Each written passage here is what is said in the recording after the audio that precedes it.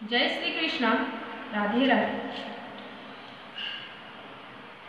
आज थोडं लोकांच्या जे श्रीकृष्णांविषयी जे म्हणणं आहे त्याच्याबद्दल थोडंसं बोलणार आहोत।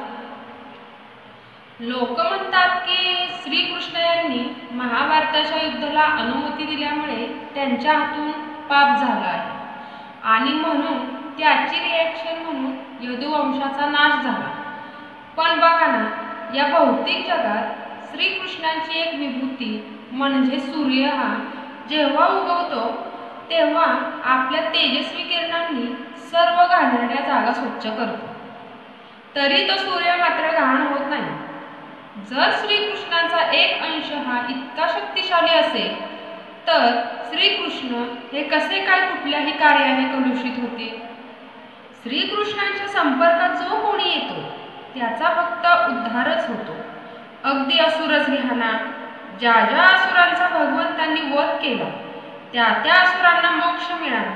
म्हणून श्रीकृष्णांचं एक नाव अपाप विद्वम असे आहे, म्हणजे त्यांना पाप स्पर्शही करू शकत नाही।